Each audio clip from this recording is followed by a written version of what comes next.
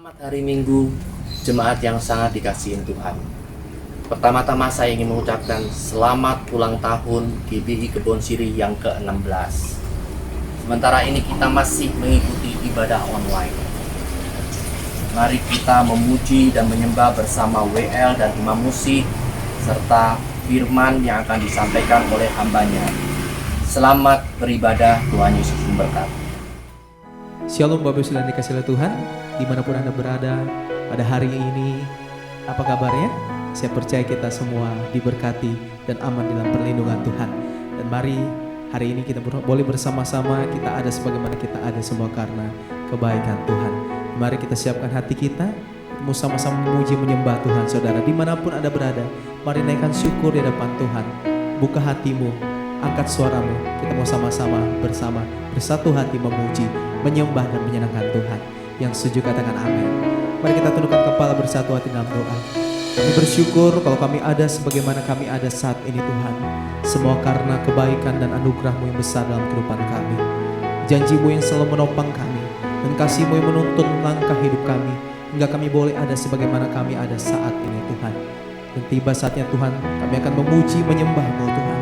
Urapi setiap kami, agar kami Tuhan Yesus boleh mengerti memberi yang terbaik untuk Tuhan. Ini seruan hati kami, ini seruan iman kami. Kami siap memuji menyembah-Mu hanya di dalam nama Tuhan Yesus. Bersiap kita yang siap memuji menyembah Tuhan dan bersyukur buat segala kebaikan Tuhan. Boleh bersama-sama katakan amin. Mari bersama kita naikkan pujian ini bagi saudara. Setiap janji-Mu Tuhan ku simpan dalam lubuk hatiku.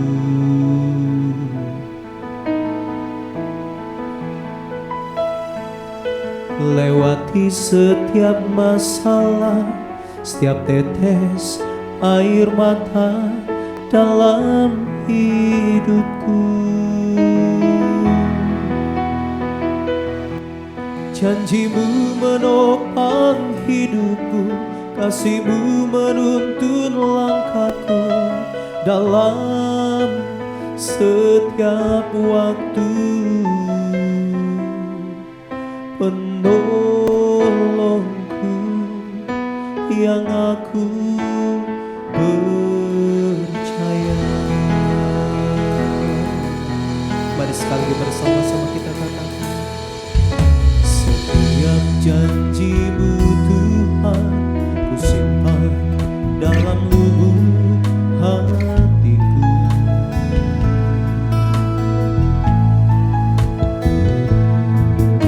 Lewati setiap masalah, setiap tetes air mata dalam hidupku.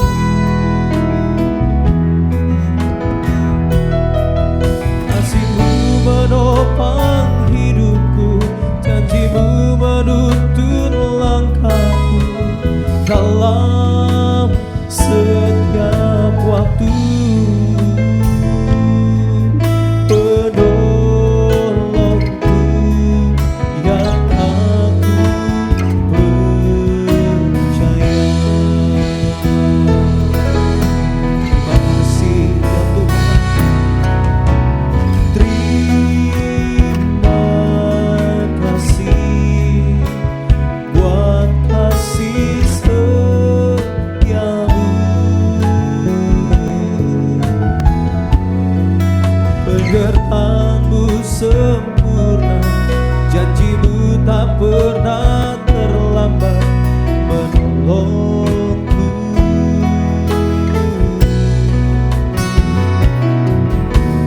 Terima kasih, ku berterima kasih buat kasih setiamu di dalam hidupku. Mari dengan iman percaya bersama katakan, setiap janji-Mu Tuhan ku simpan dalam lubuk hatiku.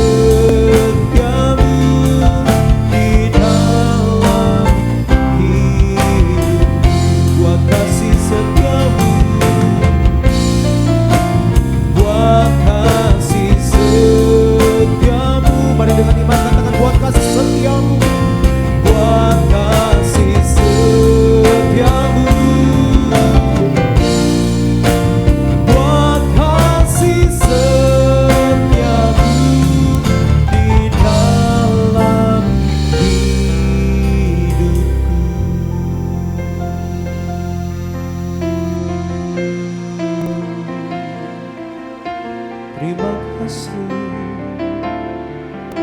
buat kasih setiamu. Mari angkat sama-sama suara kita di hadapan Tuhan, Bapak Ibu Saudara. Bolehkah sambil angkat kedua tangan di hadapan Tuhan? Mari angkat suaramu, angkat hatimu, sembah Kau Tuhan. Saat ini kami menjawab panggilan untuk datang mendekat kepada-Mu. Bersyukur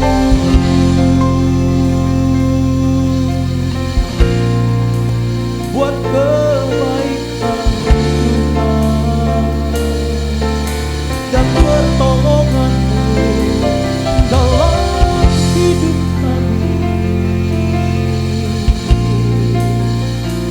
Oh, haleluya. Oh Allah yang setia, oh Allah yang mulia, kami datang bawa sembah kepada-Mu Tuhan, dengan segenap hati, dengan segenap jiwa kami, mata yang tertuju kepada-Mu Tuhan. Allah yang ajaib dan luar biasa Tuhan. Kami sembah, kami memuji, kami meninggikan, memuliakan nama-Mu, ya Tuhan.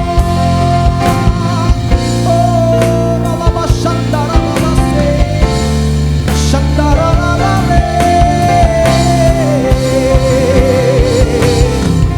Haleluya.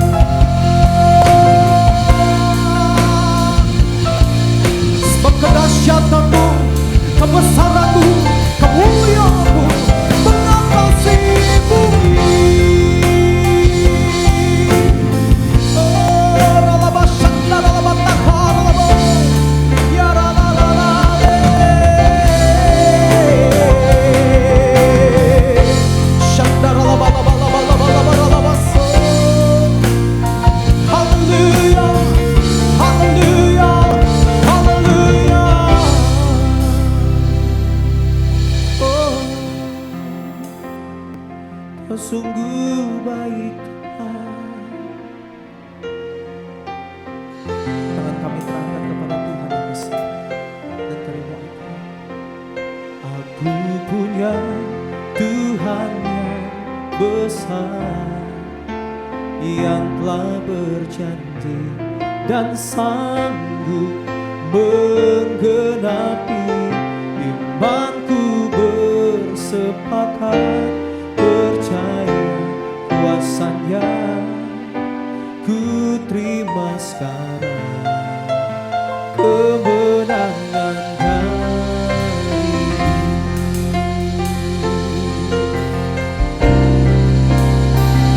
Aku punya Tuhan yang besar, yang telah berjanji dan sanggup menggenapi imanku, bersepakat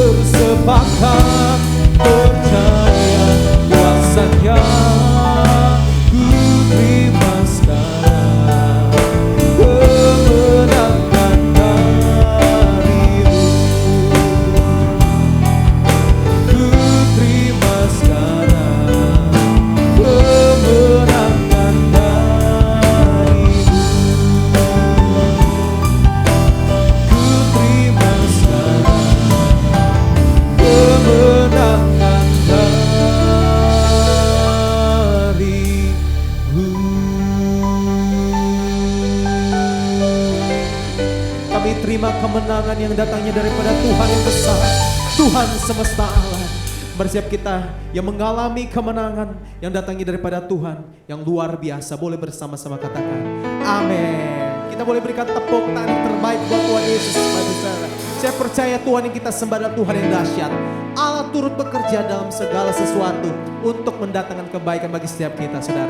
Yang setuju katakan amin, saudara. Boleh sama-sama kasih tepuk tangan yang terbaik buat Tuhan Yesus. Allah yang kita sembah, Allah yang telah bangkit, memberikan kemenangan bagi setiap kita. Bersama-sama kita bertepuk tangan, saudara. Sambil katakan bersama-sama.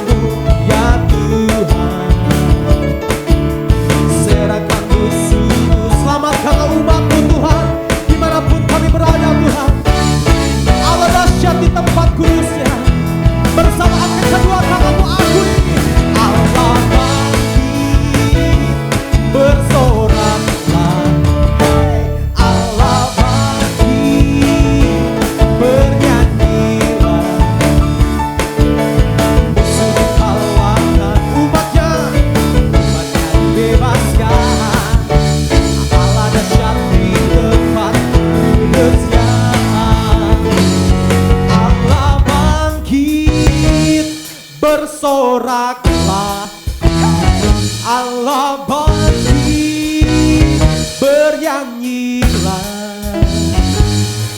musuh dikalahkan, umatnya dibebaskan. Oh, Allah dahsyat di tempat kudus. Ayo lompat saudara bersama.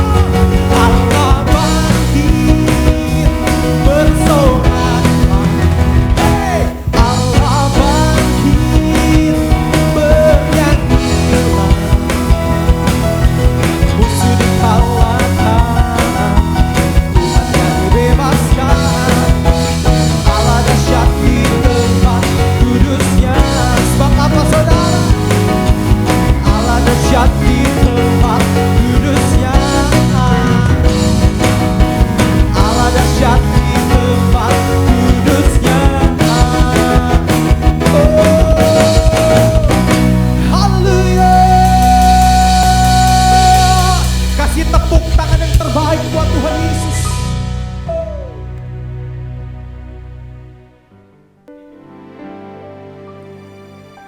Sekalipun ku berjalan lewat lembah gelap, namun tanganmu selalu menopang hidupku. Saat ku dalam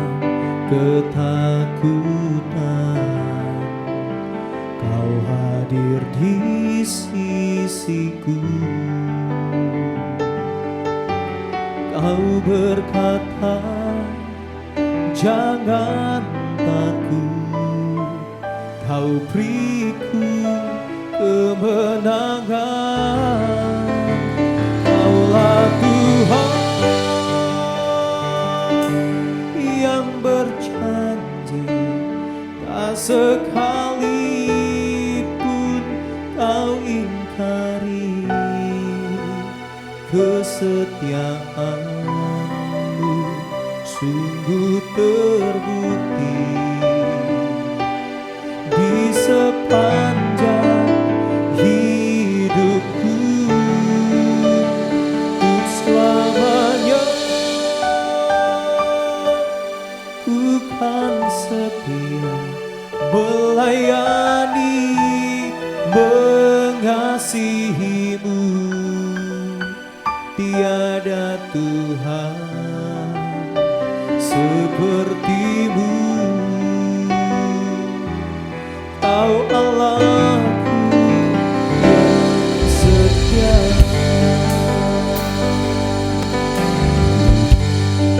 Mari dengan iman katakan bersama. Sekalipun ku berjalan lewat lembah gelap, namun tangan-Mu selalu menopang hidupku. Saat ku dalam ketakutan, Kau hadir di sisiku. Kau berkata, jangan takut, Kau beriku kemenangan. Kaulah Tuhan yang berjanji, tak sekalipun Kau ingkari kesetiaan-Mu sungguh terbukti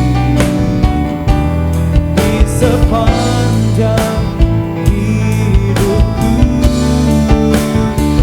Selamanya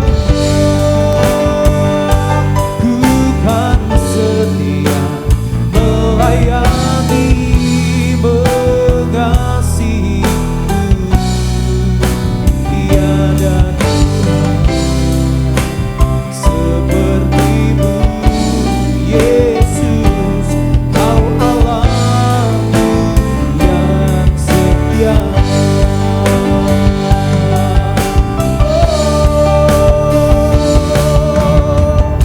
Mari kita sembah Tuhan, Bapak Saudara. Boleh sama-sama Bapak Saudara yang di rumah maupun dimanapun Anda berada saat ini, bangkit berdiri sama-sama dalam hadirat Tuhan. Mari kita sembah Dia. Lapa Shandara Lapa Sandara Lapa Iya Bebata Kara Lapa Sandara Lapa Tukase.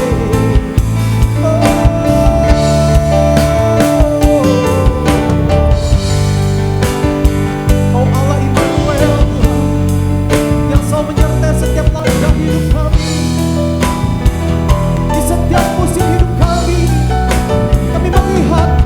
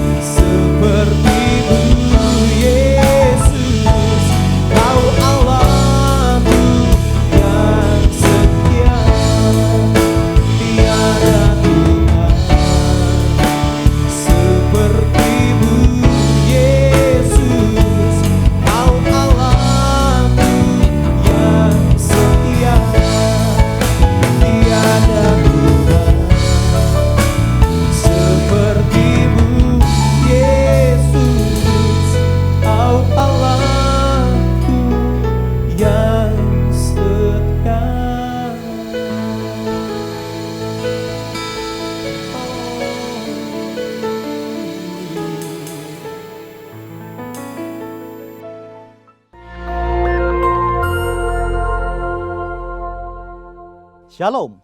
Kesempatan kali ini kita akan membahas hidup sebagai insan Pentakosta. Siapakah yang dimaksud dengan insan Pentakosta?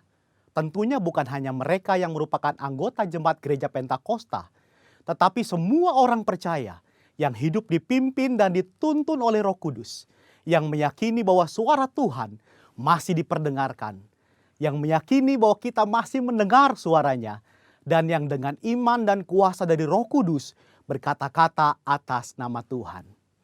Dalam Injil Yohanes, Tuhan Yesus sangat menekankan kehidupan orang percaya yang dipimpin dan dituntun oleh Roh Kudus. Betapa Roh Kudus menempati peran yang sentral dan penting dalam kehidupan orang percaya. Kehidupan orang percaya sudah seharusnya adalah kehidupan yang dipimpin oleh Roh Kudus, bukan sekedar hikmat, kepintaran, kehebatan, dan kebijaksanaan kita sendiri. Kehidupan yang dipimpin oleh Roh Kudus dimulai ketika pencurahan Roh Kudus pada hari Pentakosta sebagaimana dicatat dalam Kisah Para Rasul. Dalam Kisah Para Rasul, Roh Kudus terlibat dalam pengambilan keputusan, menuntun, mengarahkan, dan memimpin para pemimpin jemaat dalam pekerjaan pelayanan dan penuntasan amanat agung Tuhan Yesus. Kisah Para Rasul belum berhenti dan terus berlanjut sampai dengan era kita sekarang ini. Roh Kudus belum berhenti bekerja sampai saat ini. Karunia-karunia roh belum berhenti. Itu sebabnya kehidupan yang dipimpin oleh Roh Kudus adalah kehidupan yang seharusnya dialami dan dijalani oleh setiap orang percaya di masa kini. Ciri khas hidup insan Pentakosta yang dipenuhi dengan Roh Kudus antara lain menjaga kekudusan hidup, hubungan yang intim dengan Tuhan, hidup dan melayani dalam mujizat dan kuasa Roh Kudus, menjadi saksi Yesus, memberitakan kabar baik. Mendengar suara Tuhan bukanlah tentang kemampuan manusia mendengar suaranya, tetapi tentang kehendak Tuhan yang ingin memperdengarkan suaranya kepada orang-orang percaya, sekalipun kita sedang dalam keadaan berdosa. Namun demikian adalah merupakan tanggung jawab kita untuk melatih kepekaan dalam mendengar suaranya. Dalam praktek hidup sehari-hari insan Pentakosta, memperkatakan firman Tuhan merupakan sesuatu yang lumrah, sebagaimana diajarkan dalam firman Tuhan Yosua 1 ayat 8. Misalnya dalam keadaan sakit, mereka memperkatakan dengan penuh iman 1 Petrus 2 ayat 24, oleh bilur-bilurnya kamu telah sembuh. Ketika banyak kebutuhan hidup yang harus dipenuhi, mereka memperkatakan Filipi 4 ayat 13, segala perkara dapat kutanggung di dalam Dia yang memberi kekuatan kepadaku. Dan Filipi 4 ayat 19, Allahku akan memenuhi segala keperluanmu menurut kekayaan dan kemuliaannya dalam Kristus Yesus. Serta memperkatakan Mazmur 91, janji perlindungan Tuhan. Insan Pentakosta yang menggembalakan jemaat bukan hanya memerlukan pengetahuan teologis yang mumpuni, bukan sekedar pengalaman pribadi semata. Lebih dari itu adalah kepekaan mendengar suara Tuhan. Gembala jemaat harus memiliki keintiman dengan Tuhan, sebab dengan begitu mereka mendapatkan tuntunan Tuhan bagi umat yang digembalakan. Pesan khusus yang diterima dari Tuhan sebagai tuntunan bagi jemaat tentu harus diperkatakan dan disampaikan berulang-ulang sampai jemaat dengan urapan Roh Kudus dapat menangkap, memahami, serta melakukan apa yang menjadi tuntunan Tuhan tersebut. Robert Menzies dalam bukunya menyatakan, sama seperti Tuhan Yesus diurapi untuk memenuhi tugas kenabiannya, demikian juga murid-murid yang dibaptis Roh Kudus telah diurapi sebagai nabi-nabi akhir zaman untuk menyatakan firman Allah. Gereja di zaman akhir yang telah dibaptis Roh Kudus adalah komunitas para nabi. Apakah seperti nabi zaman Perjanjian Lama? Tentu tidak. Yang dimaksudkan adalah para nabi yang terpanggil untuk membawa pesan keselamatan sampai ke ujung bumi. Setelah dibaptis Roh Kudus, Petrus dan Paulus banyak mengulangi mujizat Yesus. Artinya, karunia mujizat tidak terbatas, hanya dikerjakan oleh Yesus. Seperti yang dinyatakan oleh Craig Kinner, Petrus dan Paulus sedang melakukan pekerjaan Yesus dengan cara membuka jalan dan memberi contoh bagi gereja di masa yang akan datang. Insan Pentakosta percaya bahwa baptisan Roh Kudus adalah berkat yang kedua alias second blessing yang diterima oleh orang percaya setelah kelahiran baru. Dari sinilah gaya hidup insan Pentakosta berawal. Saudaraku dikasih Tuhan, kita harus bangga hidup sebagai insan Pentakosta. Tuhan Yesus memberkati.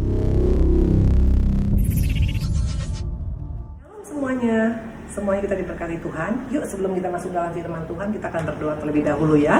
Untuk jemaat-jemaat yang pada hari ini saya sebelumnya ucapkan selamat hari Minggu, Happy Sunday ya. Kita berdoa yuk. Tuhan Yesus yang baik, terima kasih untuk waktu yang indah ini. Terima kasih untuk kasih setiamu, terima kasih untuk penyertaan-Mu.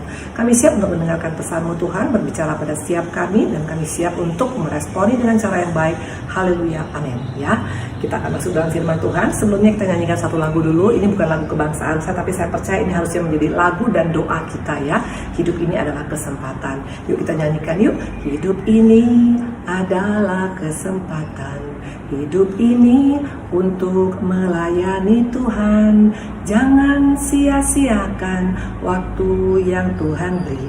Hidup ini hanya sementara. Oh Tuhan, pakailah hidupku selagi aku masih kuat. Bila saatnya nanti ku tak berdaya lagi, hidup ini sudah jadi berkat. Kita akan masuk dalam Matius ya, Matius 1. Matius 1 kita akan bicarakan tentang the whole Matthew ya. Seluruh dari Matius 1 kita akan bahas pada hari ini ya. Mau kita bilang, Bu Indri waktunya gak akan cukup. Pasti akan cukup kalau kita minta hikmat daripada Tuhan. Intinya kita akan dapat apa yang menjadi pesan Tuhan dalam Matius 1 ya. Dan kalau kita baca Matius 1 itu bicara dari ayat 1 sampai 17 tentang apa? Silsilah Yesus, betul. Tentang Yesus dari siapa sebelumnya, dari dia punya orang tua, dari dia punya kakek, dari dia punya, intinya silsilah Yesus itu kurang lebih ada berapa puluh angkatan ya. Nah kita akan baca di sini Matius 1 ayat 17. Waktu engkau baca kisah ini, apa yang kita dapat? Kalau saya terus terang secara pribadi, waktu saya membaca tentang autobiografi daripada Tuhan Yesus ya, tentang siapa, dari mana keturunannya, saya sangat bersyukur pada Tuhan. Kenapa? Karena ada banyak pribadi-pribadi yang tidak diperhitungkan oleh dunia di sana, tapi Tuhan masukkan. Artinya ternyata ini berbicara tentang hal yang luar biasa. Allah kita adalah Allah yang tidak pandang muka, yang tidak melihat orang sebelah mata, yang selalu memberikan kesempatan yang sama bagi siapapun umatnya yang mau dipakai untuk masuk dalam rencana Tuhan. Dan buat saya ini adalah satu pengharapan ya. Saya dan juga semua di sini pemirsa yang siapapun yang mendengar pada hari ini, saya percaya semua kita punya latar belakang mungkin yang kurang baik. Mungkin ada yang masalah gagal, masalah mungkin pernah mengalami hal yang tidak baik, mungkin pernah masuk penjara, mungkin juga pernah kawin cerai, mungkin pernah melakukan hal-hal yang intinya menipu orang atau apapun, atau mungkin pernah melakukan dosa yang berulang-ulang. Intinya siapapun kita, ternyata kita bisa masuk rencana Tuhan, dan ini yang membuat saya bangga punya Yesus yang luar biasa. Ya kita akan lihat di sini kenapa saya bilang ini luar biasa. Ada 3 hal yang luar biasa. Yang pertama dikatakan adalah waktu kita masuk rencana Tuhan, ini bukan rencana dunia loh. Kalau rencana dunia, rencana manusia semua sangat terbatas dan tidak bisa ada jaminan, itu pasti. Tapi kalau rencana Tuhan, ya dan amin, dan pasti itu akan terlaksana dalam hidup kita. Kita buka, kenapa saya berkata begitu? Yeremia 29 ayat 11 yuk, tentang rencana Tuhan. Sebab aku ini mengetahui rancangan-rancangan apa yang ada padamu mengenai kamu. Demikian firman Tuhan, yaitu rancangan damai sejahtera dan bukan rancangan kecelakaan, untuk memberikan padamu hari depan yang penuh harapan. Luar biasa. Ini perkataan simple tapi powerful, luar biasa. Kenapa dikatakan rancangan Tuhan itu bukan rancangan kecelakaan? Itu sudah jelas dan itu sangat-sangat lugas Tuhan ngomongnya. Bukan kecelakaan, tapi masa depan yang penuh harapan bagi orang yang masuk dalam rencana Tuhan. Melihat keadaan seperti sekarang ini, jangan pernah kita bilang Tuhan berlaku yang tidak baik pada kita dengan corona ini. Siapa bilang? Corona sekalipun, penyakit sekalipun, apapun yang kita hadapi pada saat ini, kalau kita masuk dalam rencana Tuhan, ujungnya semua mendatangkan masa depan yang penuh harapan. Pegang ini sebagai kekuatan kita ya. Nah maka tadi saya katakan masa depan yang penuh harapan, bukan masa depan yang pas-pasan, bukan masa depan yang setengah-setengah, no, tapi penuh harapan. Artinya apa? Ada satu kepastian, ada satu harapan, dan bukan hanya harapan biasa-biasa, tapi harapan yang luar biasa. Kenapa saya berkata begitu ya? Karena dunia tidak bisa menjamin tentang harapan. Dunia tidak bisa menjamin, dunia tidak bisa menggaranti. Hari ini berkata ya, besok-besok bisa tidak terjadi. Itulah dunia. Maka kita lihat sekarang, siapa yang pernah tahu kejadian pada saat ini ya? Bisa dalam dalam keadaan hanya sebentar saja, tiba-tiba seluruh dunia sekarang mengalami yang namanya COVID-19, dan tidak ada satupun yang bisa menjamin bahwa mereka bisa diluputkan oleh COVID ya. Tapi bersama dengan Tuhan ada masa depan penuh harapan apapun yang kita alami pada saat ini. Pegang ini sebagai kekuatan daripada Tuhan. Kenapa saya berkata dunia nggak bisa menjamin? Yuk kita buka Yakobus 4 ayat 13 sampai dengan 14. Kenapa manusia nggak bisa menjamin? Makanya kalau orang berjanji pada kita, itu nggak ada jaminan. Mau siapapun dia nggak ada jaminan. Karena siapa? Yakobus 4 ayat 13 sampai dengan 14. Jadi sekarang hai kamu yang berkata, hari ini atau besok kami berangkat ke kota Anu, dan di sana kami akan tinggal setahun dan berdagang serta mendapat untung. Sedang kamu tidak tahu apa yang akan terjadi besok. Apakah arti hukummu? Apakah arti hidupmu? Hidupmu sama seperti uap yang sebentar saja kelihatan lalu lenyap. Jelas dikatakan tadi di sini ya. Jadi sekarang hai kamu yang berkata, hari ini aku mau berangkat ke sana, ke sini, ke sana ya, dan tinggal di sana sekian lama untuk berdagang dan lain-lain. Padahal kita nggak tahu apa yang terjadi besok. Kita lihat kenyataan sekarang ini ya. Kita lihat mau dia muda, mau dia tua, mau dia kaya, mau dia miskin, tidak pernah ada jaminan. Itulah dunia ya. Dikatakan karena kita seperti apa? Hidup kita hanya seperti uap yang sebentar saja kelihatan lalu lenyap. Ini fakta. Waktu kita melihat kejadian-kejadian kemarin yang ada di seluruh dunia ini, mau siapapun dia ya, nggak ada jaminan. Mau umur muda, mau umur tua, mau dia kaya, mau dia miskin, karena memang itulah kenyataannya kita. Hidup ini hanya seperti uap air. Makanya tadi saya katakan, kalau Tuhan yang menjamin ada kepastian, tapi kalau manusia yang menjamin nggak ada jaminan. Dan bukan hanya itu saja. Coba kita buka satu lagi, 1 Yohanes 2 ayat 17 ya. Bukti bahwa dunia tidak bisa menjamin masa depan yang penuh harapan bagi kita. 1 Yohanes 2:17 dikatakan, dan dunia sedang lenyap dengan keinginannya, tetapi orang yang melakukan kehendak Allah tetap hidup sampai selama-lamanya. Wow, lagi-lagi ada jaminan. Waktu kita masuk rencana Tuhan, kita akan hidup selama-lamanya. Tapi dunia dikatakan akan lenyap dengan segala keinginannya. Maka bapak-bapak, ibu-ibu, anak muda, siapapun engkau di tempat ini yang hari ini menerima, yang mendengarkan kebenaran firman Tuhan, waktu Tuhan menjanjikan rancangan kita bukan rancangan kecelakaan dan masa depan yang penuh harapan bagi umat Tuhan, ini pegang sebagai kekuatan kita, khususnya menghadapi saat-saat seperti ini. Artinya COVID-19 boleh ada di mana-mana, bahkan seluruh dunia digoncang. Tapi percayalah, waktu kita masuk rencana Tuhan, tetap ada masa depan yang penuh harapan bagi setiap kita. Amin ya. Nah, dikatakan tadi dunia akan lenyap dengan segala keinginannya. Dikatakan lagi tadi kita seperti uap air. Satu lagi coba buka Wahyu 8 ayat 12.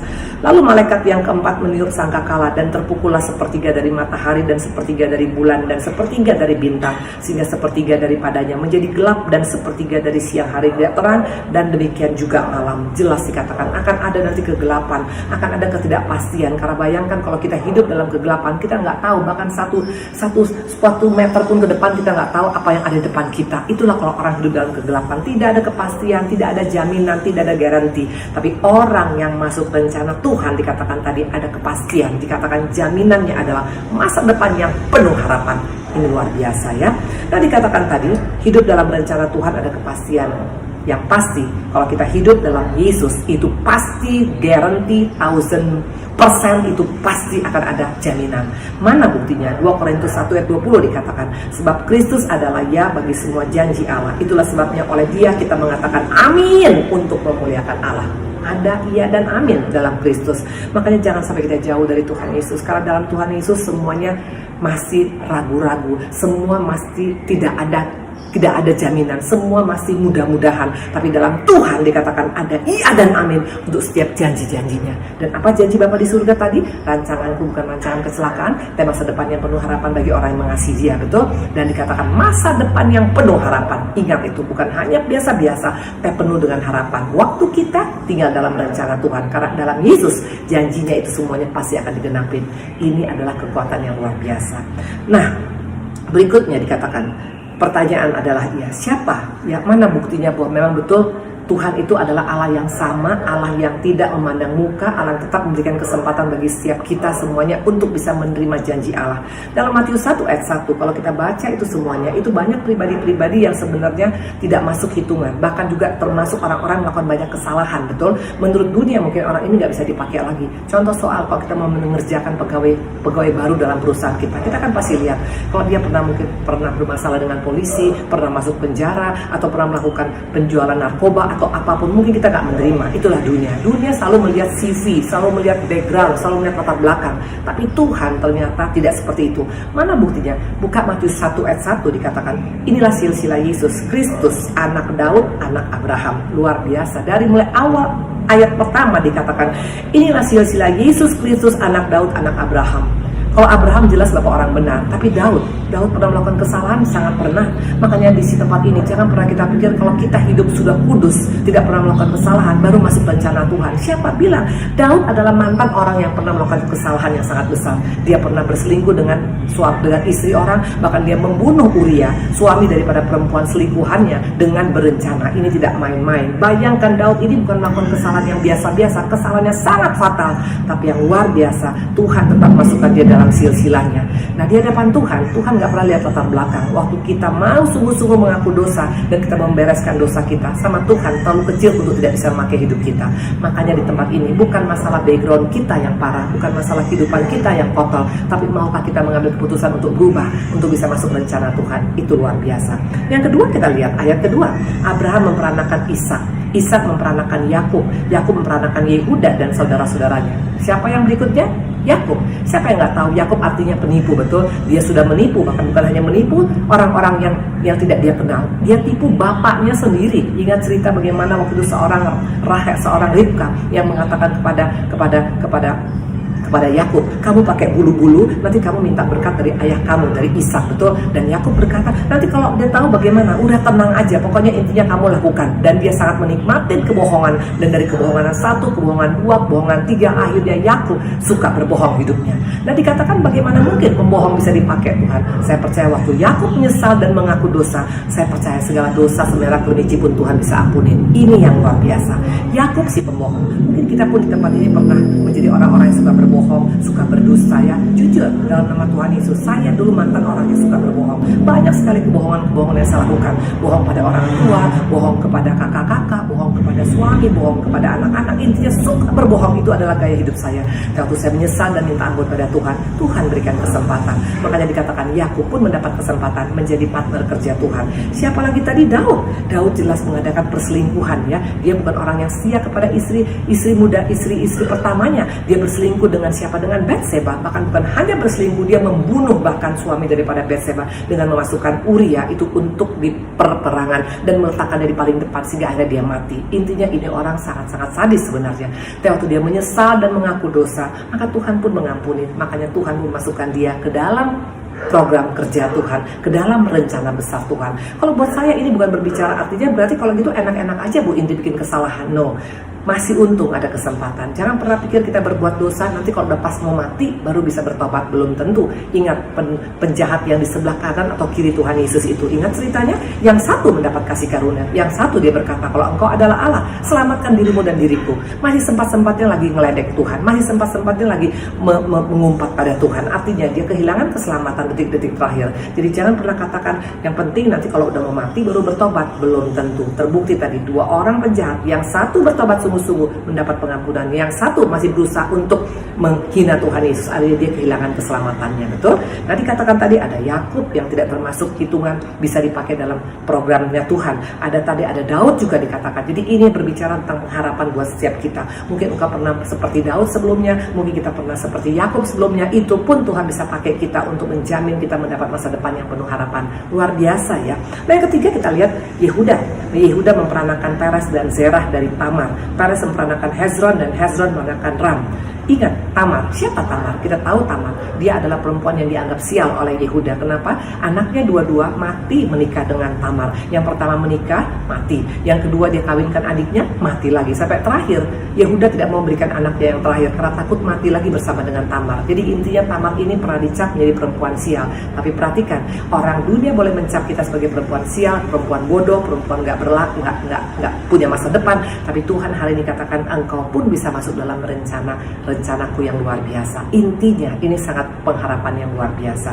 Nah, yang kelima dikatakan, ayat kelima, Salmon memperanakan Boas dari Rahab, Boas memperanakan Obed dari Rut, Obed memperanakan Isai. Jelas dikatakan, siapa yang nggak tahu Rahab? Rahab adalah pelacur yang waktu itu menolong pengintai. Ada 2 pengintai, betul? Ingat ceritanya, yang 2 pengintai yang melihat bagaimana kebaikan Tuhan, mereka diselamatkan oleh Rahab, seorang pelacur. Dan ternyata dalam silsilah Yesus ada seorang pelacur dimasukkan.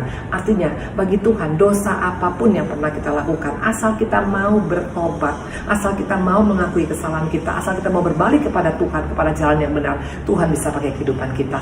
Rahab masuk dalam silsilah Yesus. Siapa lagi? Rut. Siapa yang nggak tahu Rut? Rut adalah keturunan daripada Moab. Kita tahu siapa Moab? Lot bersetubuh dengan anaknya, 2 anaknya perempuan, yang satu melahirkan Moab, yang satu melahirkan Amon. Artinya ini keluarga-keluarga yang sangat-sangat tidak baik, keluarga yang terkutuk menurut kita, karena bapak kandung dengan anak kandungnya bersetubuh. Tapi lagi-lagi Tuhan bisa pakai seorang Rut. Intinya latar belakang kita mungkin yang kurang baik, mungkin papa mama pernah bercerai, mungkin papa mama pernah masuk penjara, mungkin keluarga kita sangat-sangat pernah melakukan hal tidak baik. Itu pun Tuhan masih bisa pakai untuk menjadi masuk rencana Tuhan. Luar biasa. Nah, dikatakan tadi Rut orang Moab dan juga dia seorang janda. Jadi artinya mungkin di tempat ini kita sudah menjadi orang yang tidak punya suami lagi, atau siapapun engkau, ternyata Tuhan pun bisa pakai kehidupan kita. Luar biasa ya. Nah, dikatakan Daud ayat ke-6, Isai memperanakan Raja Daud. Daud memperanakan Salomo dari istri Uria. Bayangkan, Salomo pun yang pernah punya penyembahan berhala, namanya pun masuk silsilah Yesus. Bahkan dikatakan Salomo lahir daripada istri Uria yang pelakor dengan Daud. Intinya sama Tuhan, semua dosa bisa kita lakukan, semua kita pernah jatuh dalam dosa. Karena ingat, tidak ada satupun manusia yang sempurna, hanya Yesus yang kudus, hanya Yesus yang sempurna. Semua kita sudah punya dosa sejak dari mulai nenek moyang kita Adam dan Hawa jatuh, itu sudah automatically melekat pada kita. Tapi percayalah, waktu kita minta pengampunan pada Tuhan dengan kematian Yesus di kayu salib, semua dosa sudah diampuni. Tinggal tergantung bagaimana kita. Sesudah kita diampuni, sesudah kita mendapat belas kasihan Tuhan, sudah kita mendapat kasih karunia, maukah kita menghidupinya dengan cara yang benar agar kita masuk ke rencana Tuhan, atau sebaliknya kita menyia-nyiakan kasih karunia Tuhan ya. Nah, dikatakan tadi di sini adalah apa? Semua orang-orang yang sangat-sangat tidak layak menurut dunia, ternyata mereka masuk dalam pada program Tuhan. Ini yang membuat saya bangga. Saya mantan yang semua tadi, semua dosa daripada 6 orang tadi itu semua saya miliki dalam hidup saya. Tapi yang luar biasa, Tuhan gak pernah melihat ya. Tuhan kita Allah yang luar biasa. Semua Tuhan berikan kesempatan yang luar biasa ya. Coba kita buka Yesaya 1 ayat 18 sebagai penungguan bahwa Tuhan mengampuni dosa kita. Marilah baiklah kita berperkara. Yesaya 1 ayat 18. Firman Tuhan, sekalipun dosamu merah seperti kirmizi akan menjadi putih seperti salju, sekalipun berwarna merah seperti kain kesumba akan menjadi putih seperti bulu domba. Ini yang membuat saya bangga pada Tuhan Yesus. Ternyata dosa semerah kirmizi sekalipun, dosa sehitam arang sekalipun, semua bisa menjadi putih seperti salju waktu kita mengadakan pengakuan. Yang penting sadar dosa kita ada, adakan pengakuan, dan Tuhan akan berikan belas kasihan pada kita. Hidupi kasih karunia, nikmati kasih karunia Tuhan. Jangan sampai kematian Tuhan di kayu salib kita sia-siakan dengan kita tetap jatuh dalam dosa. Orang boleh jatuh dalam dosa tapi tidak tinggal dalam dosa. Kalau kita bangkit dari kesalahan kita mau mengaku dosa dan kita menyesal dan berbalik kepada Tuhan, saya percaya Tuhan bisa jadikan kita menjadi partner kerja Tuhan. Itu luar biasa ya. Nah, ini yang berikutnya ya. Jadi makanya saya katakan tadi ada harapan yang jelas dalam Tuhan. Nah, dalam Matius 1 ayat 18 sampai 25 ya, ini berbicara tentang apa? Dikatakan ternyata ada banyak respon. Kita akan belajar pada hari ini respon daripada Yusuf ya. Nah, Yusuf adalah pribadi yang masuk rencana Tuhan ya. Jelas dikatakan. Coba kita buka ayat 18 sampai 19. Kelahiran Yesus Kristus adalah seperti berikut. Pada waktu Maria ibunya bertunangan dengan Yusuf, ternyata ia mengandung dari Roh Kudus sebelum mereka hidup sebagai suami istri. Karena Yusuf suaminya seorang yang tulus hati dan tidak mau mencemarkan nama istrinya di muka umum, ia bermaksud menceraikannya dengan diam-diam. Waktu kita baca ini, saya rasa semua orang pasti akan berkata hal yang sama. Wajar kalau Yusuf mau menceraikan. Untung dia mau menceraikannya diam-diam. Artinya dia sangat menjaga nama daripada Maria dan keluarga. Bisa nggak sekarang Yusuf merasa tertusuk dari belakang? Bisa nggak Yusuf merasa engkau mengkhianati saya? Bisa nggak Yusuf sekarang mengira Maria berselingkuh dengan orang lain? Bisa nggak sekarang Yusuf sangat marah dan kecewa kepada Maria? Sangat bisa. Tapi kalau kita lihat dalam kisah ini, dikatakan Yusuf tidak melakukan itu ya. Iblis adalah pribadi yang sangat jago untuk mendramatiskan keadaan. Dia berbicara, dia berbisik pada Yusuf, kau Apa juga gunanya engkau sebagai laki-laki? Bagaimana sekarang tunanganmu sudah hamil dan dia bukan daripada engkau hamilnya, berarti dia dengan orang lain. Nah, hati-hati ya para bapak-bapak, ibu-ibu di tempat ini. Karena iblis itu paling suka bermain dalam alam pikiran kita. Karena daerah empuk yang paling mulus bagi iblis adalah di pikiran. Karena apa yang kau pikirkan itu yang akan terjadi. Waktu apa yang kau takutkan itu akan terjadi. Apa yang kau ragukan itu maka terjadi. Makanya iblis main di pikiran kita. Coba kita buka Matius 19 ayat 21 dan 23. Ini terbukti bahwa iblis suka main dalam pikiran, bukan hanya pikiran orang-orang yang baru bertobat, termasuk pikiran hamba Tuhan sekalipun yang tahu kebenaran pun iblis bisa masuk selama kita memberikan iblis kesempatan. Dikatakan sejak waktu itu Yesus mulai menyatakan pada murid-muridnya bahwa ia harus pergi ke Yerusalem dan menanggung banyak penderitaan daripada pihak tua-tua, imam-imam kepala dan ahli-ahli Taurat, lalu dibunuh dan dibangkitkan pada hari ketiga. Tapi Petrus menarik Yesus ke samping dan menegur dia. Katanya, Tuhan, kiranya Allah menjauhkan hal itu sekali-kali tak akan menimpa engkau. Kesannya sangat setia ya. Petrus berkata, Tuhan nggak boleh, kau tidak boleh mati, betul ya. Bayangkan sekarang kalau Tuhan terpengaruh dengan perkataan Petrus ya, karena iblis bisa pakai orang-orang yang paling dekat kita untuk mempengaruhi pola pikir kita. Apa yang dikatakan oleh Tuhan? Yesus berpaling pada Petrus dan berkata, enyahlah iblis, engkau satu batu sandungan bagiku, sebab engkau bukan memikirkan apa yang dipikirkan Allah, melainkan apa yang dipikirkan manusia. Yesus tidak terpengaruh oleh iblis melalui media dari orang-orang yang paling dekat dengan Yesus. Siapa dia? Petrus. Makanya di akhir zaman ini kita mesti punya filter. Jangan kita terima semua masukan bulat-bulat saja. Nah, apalagi sekarang dengan keadaan kondisi saat ini ya, kita dapat berita, dapat kiriman WhatsApp, jangan langsung main tebar saja ya. Kita minta hikmat daripada Tuhan. Apakah ini membuat orang menjadi terbangun imannya atau membuat orang makin ciut? Waktu engkau hanya mengirimkan berita-berita yang membuat orang semakin takut, semakin ciut, saya rasa itu bukan daripada Tuhan datangnya. Karena Tuhan selalu memberikan keteduhan, ketenangan. Berita daripada Tuhan adalah berita kepastian, ada berita pengharapan. Tapi berita yang menghancurkan pengharapan itu pasti bukan daripada Tuhan datangnya. Dan iblis main melalui berita. Karena berita yang masuk akan mempengaruhi pikiran kita, dan untuk pikiran kita terpengaruh akan membuat kita menjadi lemah ya. Jadi ingat dikatakan di sini, Petrus bisa dipakai karena dia kasih peluang, dia kasih celah. Jadi siapapun kita di tempat ini jangan pernah merasa aku tidak mungkin dimasukin oleh si jahat. Waktu kita memberikan celah sekecil apapun celah itu, terutama dari pikiran, itu akan mempengaruhi kehidupan kita sepenuhnya. Dikatakan tadi, iblis tadi dikatakan pakai Petrus untuk mengaruhi Yesus, betul? Nah, dikatakan tadi di sini, bisa nggak sekarang iblis juga mempengaruhi Yusuf? Sangat bisa. Maka tadi dikatakan waktu iblis tahu Maria hamil, dia mulai berpikir, loh kok seperti ini? Makanya dia mau menceraikan dengan diam-diam. Yusuf hampir saja kena dengan pengaruh daripada si jahat ya. Tapi responnya, perhatikan apa responnya Yusuf waktu dia mendapatkan masukan-masukan daripada si jahat. Ayat 20 dan 23. Tapi ketika ia mempertimbangkan maksud itu, nah ini luar biasa. Ada kata-kata mempertimbangkan. Makanya jangan cepat-cepat semuanya berita ditelan bulat-bulat, langsung kita anggap itu berita yang betul. Pertimbangkan, minta hikmat daripada Tuhan. Tanya pada Tuhan, benar nggak ini Tuhan? Apa yang harus saya lakukan? Ini dilakukan oleh seorang Yusuf, dan Yusuf ini adalah pribadi yang betul-betul sangat mengerti apa yang namanya mempertimbangkan. Nah, dikatakan malaikat Tuhan nampak padanya dalam mimpi dan berkata, Yusuf anak Daud, janganlah engkau takut mengambil Maria sebagai istrimu, sebab anak yang dalam kandungannya adalah dari Roh Kudus. Dia akan melahirkan anak laki-laki dan engkau akan menamai dia Yesus, karena dialah yang akan menyelamatkan umat manusia dari dosa. Hal itu terjadi supaya genaplah yang difirmankan Tuhan oleh Nabi, sesungguhnya anak darah itu akan mengandung dan melahirkan seorang anak laki-laki, dan mereka akan menamai dia Immanuel, yang berarti Allah menyertai dia. Wow, kalau kita baca sekarang ini mungkin kita anggap ya gampang lah Yusuf percaya, karena itu kan sekarang jelas Yesus anak Allah. Tapi bayangkan pada waktu itu ada malaikat berkata seperti itu, bisa nggak sekarang Yusuf curiga, ini bisa-bisa aja mungkin suara-suara daripada yang nggak jelas ini ya, bisa nggak dia nggak mempercayakan itu? Karena bagaimana dia bisa mempercayakan? Dia belum tahu bahwa Yesus akan lahir sebagai anak Allah, betul? Nah, bisa nggak dia sekarang merasa ditusuk dari belakang? Bisa nggak dia sekarang merasa dihina ya, dipermalukan? Sangat-sangat bisa. Dan iblis adalah master daripada mendramatiskan suasana ya. Nah, pertanyaan apa reaksi daripada Yusuf ya? Nah, waktu dia mendengar perkataan malaikat, apa reaksi daripada Yusuf?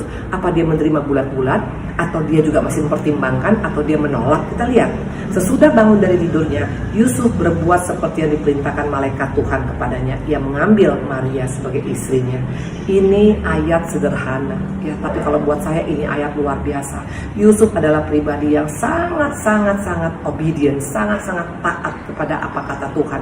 Dia tidak berbantah-bantah, dia tidak banyak ngomong ini dan itu, dia tidak banyak ngeles, dia tidak membenarkan diri sendiri, dia tidak menyalahkan keadaan. Intinya dia begitu taat kepada apa yang menjadi pesan daripada Bapa di surga. Ini respon yang luar biasa daripada seorang Yusuf. Dan bukan hanya sekedar itu, ayat 25 perhatikan. Tapi Yusuf tidak bersetubuh dengan dia sampai melahirkan anaknya laki-laki. Dan Yusuf menamai dia Yesus. Bukan hanya sekedar taat, tapi double, triple taat luar biasa. Ada penguasaan diri yang luar biasa, ada ketaatan yang luar biasa. Itulah seorang yang bernama Yusuf. Maka nama Yusuf, walaupun dia hanya cuma tukang kayu, ada pribadi yang biasa-biasa. Namanya tertulis dan dia dipilih sebagai orang yang dipercaya oleh Bapa menjadi ayah daripada Yesus. Wow, luar biasa ya. Nah, pertanyaan sekarang, menurut kita, kok bisa Yusuf seperti itu? Kok bisa dia sangat-sangat taat dan sangat-sangat percaya dan tidak ragu sedikit pun dengan perkataan malaikat? Kok bisa seperti itu ya? Nah, saya percaya iman itu nggak datang dengan tiba-tiba. Iman itu nggak datang cespleng ya. Karena pasti ada latar belakang. Kenapa sampai seorang Yusuf bisa begitu rela, begitu tulus dan bersegera untuk perintah Tuhan yang sangat-sangat mustahil ya. Nah, coba kita buka Hagai 1 ayat 14. Kenapa bisa Yusuf begitu rela dan begitu menerima? Tuhan menggerakkan semangat Yerubabel bin Sealtiel, bupati Yehuda, dan semangat Yosua bin Yozadak, imam besar, dan semangat selebihnya dari bangsa itu. Maka datanglah mereka lalu melakukan pekerjaan pembangunan rumah Tuhan semesta alam. Hagai 2 ayat 23. Pada waktu itu demikianlah firman Tuhan semesta alam. Aku akan mengambil engkau, hai Zerubabel bin Sealtiel, hambaku, demikian firman Tuhan, dan aku akan menjadikan engkau seperti cincin meterai, sebab engkaulah yang kupilih, demikian firman Tuhan semesta alam. Ternyata Zerubabel bin Sealtiel ini adalah pribadi yang luar biasa. Dan siapa dia? Kita buka ayat 12. Sesudah pembuangan ke Babel, Yehonya memperanakan Sealtiel, Sealtiel memperanakan Zerubabel. Ternyata dalam silsilah Yesus dikatakan Yerubabel ini adalah anak daripada Sealtiel ya. Jadi Sealtiel ini mempunyai anak namanya Zerubabel, dan mereka inilah keturunan daripada Yusuf ya. Jadi Yusuf ini mempunyai bapak, mempunyai kakek, mempunyai kakek, super kakek, itu ternyata adalah orang-orang yang takut akan Tuhan. Nah, jadi saya percaya Yusuf dilahirkan dari keluarga yang takut akan Tuhan ya, dan dia adalah generasi ke-10 dari Zerubabel ya. Generasi ke-10 adalah Yusuf. Jadi dikatakan dia adalah hamba Tuhan pilihan, dan firman Tuhan pasti sering diajarkan kepada seluruh keturunan, termasuk juga Yusuf mendapatkan firman Tuhan yang diajarkan oleh ayahnya dan diajarkan oleh kakeknya, dan itu yang membuat dia makanya sangat-sangat mengerti tentang Tuhan Yesus dan sangat-sangat taat kepada ajaran yang diajarkan padanya. Kita buka Ulangan 6 ayat 6. Ini sebagai peringatan bagi setiap kita orang tua. Kalau kita mau mewariskan kebaikan Tuhan kepada anak-anak kita, apa yang harus kita lakukan? Apakah sekedar hanya kita mewariskan harta benda? Itu ternyata tidak cukup. Ulangan 6 ayat 6 sampai dengan 7. Apa yang kuperintahkan padamu pada hari ini haruslah engkau perhatikan. Haruslah engkau mengajarkan berulang-ulang pada anakmu dan membicarakannya apabila engkau duduk di rumah, apabila engkau sedang dalam perjalanan, apabila engkau berbaring, dan apabila engkau bangun. Ini yang sering terhilang sekarang dari kehidupan orang Kristen. Orang Kristen sekarang menganggap anak-anak belajar nanti sendirinya aja. Bu Indri mau cari firman sendiri aja, baca firman sendiri aja. Nggak bisa. Tugas orang tua mengajarkan pada kita, anak kita, siang dan malam, untuk mereka tahu tentang kebenaran, tentang Yesus, tentang kasih Tuhan, tentang pengorbanan Tuhan. Karena waktu ini kita lakukan, ini membuat seorang Yusuf kuat sekali dalam pengajaran itu. Dia sangat mengerti arti ketaatan, karena dari mulai papanya, dari mulai kakeknya, dari mulai yang di atasnya itu selalu mengajarkan firman Tuhan siang dan malam, membuat Yusuf sangat memiliki iman yang luar biasa. Dia taat karena apa? Karena dia punya orang tua, dia punya latar belakang daripada keluarga yang sangat takut akan Tuhan. Nah, jadi yang pertama tadi, kenapa Yusuf bisa menjadi pribadi yang sangat rela untuk melakukan semuanya perintah Tuhan yang sebenarnya tidak enak menurut kita? Karena dia sudah dibiasakan mendengarkan kebenaran dan menghidupi apa yang namanya kebenaran, dari mulai keluarganya, dari mulai orang tuanya, dari mulai kakeknya, dari mulai kakek daripada kakeknya. Amin. Nah, yang kedua dikatakan adalah peranan wanita juga sangat penting sebagai istri. Ya, seorang ibu dijadikan menjadi penolong bagi istri, bagi suami, dan bagi anak-anak. Nah, waktu wanita menjadi penolong yang luar biasa, saya sangat percaya, makanya bisa lahir seorang Yusuf yang luar biasa ya. Coba kita buka buktinya ya. Waktu dikatakan ada keluarga-keluarga yang mempunyai iman yang luar biasa, itu bisa diwariskan pada anak-anaknya. Buka 2 Timotius 1 ayat 2 dan 3. Pada Timotius, anakku yang kekasih, kasih karunia, rahmat, dan damai sejahtera dari Allah Bapa, dari Kristus Yesus Tuhan kita menyertai engkau. Aku mengucap syukur pada Allah yang kulayani dengan hati nurani yang murni, seperti yang dilakukan nenek moyangku. Dan selalu aku mengingat engkau dan permohonanmu, baik siang dan malam. Dikatakan jelas di sini ya. Dikatakan yang dilakukan oleh nenek moyangnya ya. Jadi Timotius itu makanya kenapa bisa dipakai luar biasa. Dari mulai bapaknya, orang tuanya, ibunya, neneknya, kakeknya itu betul-betul takut akan Tuhan. Makanya Timotius bisa dipakai luar biasa. Demikian juga tadi seperti Yusuf. Di tempat ini bagaimana kita sebagai fungsi orang tua. Jangan kita hanya bangga dengan mewariskan harta benda pabrik yang besar pada anak-anak kita. Wariskan takut akan Tuhan. Wariskan pengenalan akan Tuhan kepada keluarga kita. Maka mereka akan mempunyai masa depan yang penuh harapan ya. Dan yang ketiga dikatakan hati yang tulus. Yusuf mempunyai hati yang tulus. Kenapa? Ya, dia dikatakan tulus. Kenapa bisa? Karena dia menjaga hatinya. Harus menjaga hati, karena hati bisa tercemar melalui 5 hal. Pertama adalah sakit hati, kedua iri hati, tiga mendua hati, keempat panas hati, dan yang terakhir yang paling berbahaya, waktu kita memiliki hati yang keras. Waktu kita memiliki hati yang betul-betul kita jaga, ini yang membuat kita bisa mempunyai hati yang tulus dan rela seperti Yusuf ya. Jadi hari ini kita mendengarkan tentang Matius 1. Saya percaya semua kita akan diberkati Tuhan, dan biarlah kita boleh berdoa untuk rencana Tuhan masuk dalam hidup kita, dan kita juga boleh merespon yang benar seperti Yusuf. Caranya tadi belajar untuk kita mulai start per hari ini. Ini kesempatan kita mengajarkan anak kita tentang kebaikan Tuhan, tentang firman Tuhan, agar itu menjadi warisan yang luar biasa. Yang kedua dikatakan istri-istri, wanita-wanita, jadilah menjadi penolong yang juga menopang. Karena ternyata istri yang penopang itu akan menyolong anak dan keturunan ketiga keempat. Dan yang ketiga, kenapa Yusuf sendiri bisa sampai rela? Karena dia sendiri mempunyai modal, yaitu hatinya adalah hati yang selalu dijaga. Tuhan katakan, jagalah hati kita penuh dengan kewaspadaan, dan sanalah terpancar kehidupan. Nah, untuk kita bisa menjaga, hati-hati dengan namanya 5 virus. Bukan virus Corona 19, tapi virusnya adalah apa? Hati yang mendua, hati yang iri, hati yang sakit, hati yang dikatakan juga keras, hati yang juga dikatakan tadi adalah yang panas hati. Waktu ini kita hancurkan dalam kehidupan kita, waktu kita tetap memelihara hati kita, maka saya sangat percaya kita boleh menjadi orang-orang pilihan Tuhan. Tuhan berkati, kita berdoa ya. Terima kasih Allah kami yang baik, terima kasih untuk firman hari ini. Biar apapun yang kami dengar hari ini boleh menjadi kekuatan dan menjadi pengertian yang benar. Kami bangga punya Allah yang luar biasa, karena ternyata setiap kami punya kesempatan yang sama menjadi pribadi yang masuk dalam rencana Tuhan. Dalam nama-Mu kami ucap syukur Tuhan Yesus. Haleluya. Amin. Shalom. Saya Evangelis Dr. Indri Pardede Arya dari Sungai Sukacita Ministry, menjadi berkat bagi GBI di tempat ini. Shalom semuanya, happy Sunday.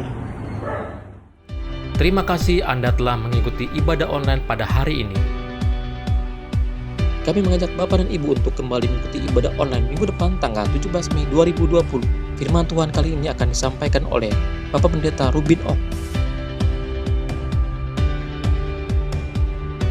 Persembahan dan persepuluhan dapat Anda transfer melalui rekening berikut ini.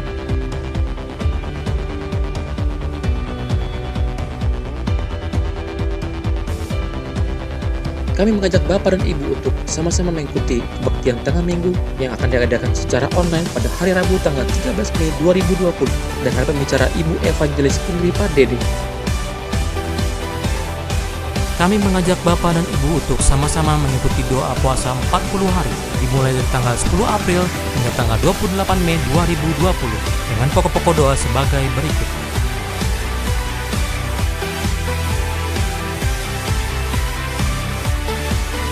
GBI Kebon Siri telah menyalurkan bantuan kepada pengerja, jemaat, dan masyarakat sekitar GBI Kebon Siri yang terdampak COVID-19.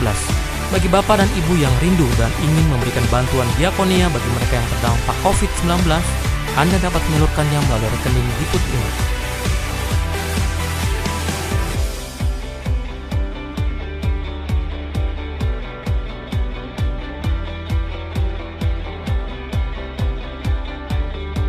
Demikian GBI Kebon Siri News Flash minggu ini. Tuhan Yesus memberkati.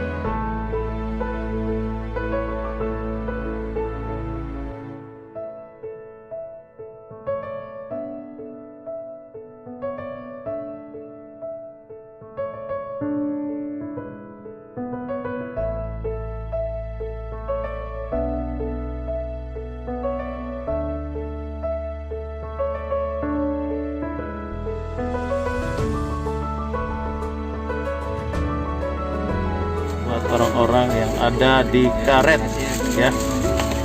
Iya, makan malam ya buat para petugas kebersihan juga. Iya. Iya. Alhamdulillah di TPU Karet Bifak malam-malam membagikan makan malam. Wah, semuanya dapat ya makan malam ya. Ya. Ya, ini anak-anak yang ada di daerah BKT.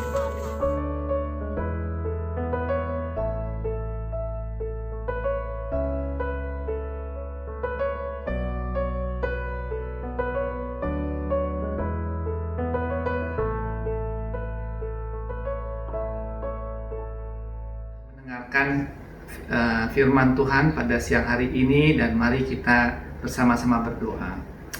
Bapa, kami mengucap syukur Tuhan untuk siang hari ini kami boleh mendengarkan firman-Mu Tuhan.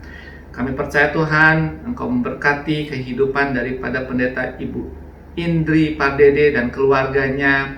Kami percaya Tuhan biarlah senantiasa perlindungan dan kasih Tuhan menyertai kehidupan daripada keluarganya, dan biarlah pelayanannya Kau berkati menjadi berkat bagi banyak orang. Kami berdoa juga Tuhan untuk juga gembala sidang kami, Dr. Niko Nyoto Raharjo Tuhan, dan juga segenap daripada 4 wakil gembala dan juga para pemimpin kami Bapa. Kami percaya Tuhan, biarlah Tuhan perlindungan-Mu untuk kesehatan-Mu senantiasa ada bagi mereka Tuhan, dan biarlah Tuhan visi-Mu untuk juga Pantai Kosta ketiga kami percaya juga senantiasa dikumandangkan di seluruh negeri. Kami percaya Tuhan menjadi berkat bagi banyak bangsa-bangsa. Dan khusus juga untuk jemaat GBI Kebon Sirih yang setia untuk mendengarkan firman-Mu ya Tuhan.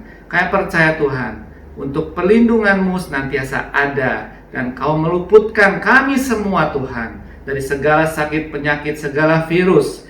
Karena kami percaya Tuhan Allah turut bekerja untuk mendatangkan kebaikan bagi mereka yang mengasihi Tuhan. Kami percaya Tuhan bagi mereka yang sakit disembuhkan di dalam nama Tuhan Yesus. Bagi mereka yang beban berat kami percaya dilepaskan, dilegakan oleh Tuhan. Dan kami percaya juga mereka yang berusaha Tuhan, Engkau berikan jalan keluar bagi usaha mereka Bapa. Berkati juga Bapa, kami berdoa Tuhan untuk kota dan bangsa Indonesia yang kami kasihi Bapa. Berkati gubernur dan juga presiden kami Jokowi Tuhan, dan semua tim medis di garda depan Tuhan. Kami percaya Tuhan perlindungan kuasa daripada Allah juga menyertai mereka, agar negara kami boleh diluputkan daripada segala virus COVID-19 ini Bapa. Dan kami boleh beraktivitas kembali, dan kami percaya Tuhan perlindungan kuasa-Mu untuk negara Indonesia ini senantiasa diberkati ekonominya Bapa. Kami percaya, terima kasih Tuhan untuk berkat-berkat-Mu senantiasa ada bagi kehidupan kami Bapa. Kami percaya Tuhan, biarlah hati kami senantiasa tertuju kepada Engkau, untuk kami boleh terus senantiasa kehidupan kami menjadi pemenang-pemenang di akhir zaman. Terima kasih Tuhan untuk berkat-Mu yang boleh kami terima pada hari ini, dan kami mau mendapatkan berkat daripada hamba-Mu. Mari angkat kedua tangan kita di hadapan Tuhan. Jemaat Kebon Sirih yang sangat dikasihi Tuhan, terimalah damai sukacita, berkat yang berlimpah-limpah dari Allah Bapa yang Maha Kuasa, cinta kasih Tuhan kita Yesus Kristus, persekutuan manis dengan Roh Kudus menyertai Anda sekalian, mulai sekarang dan sampai Tuhan Yesus menjemput diri tadi awan-awan, dan sampai selama-lamanya. Jemaat yang sudah diberkati Tuhan katakan amin.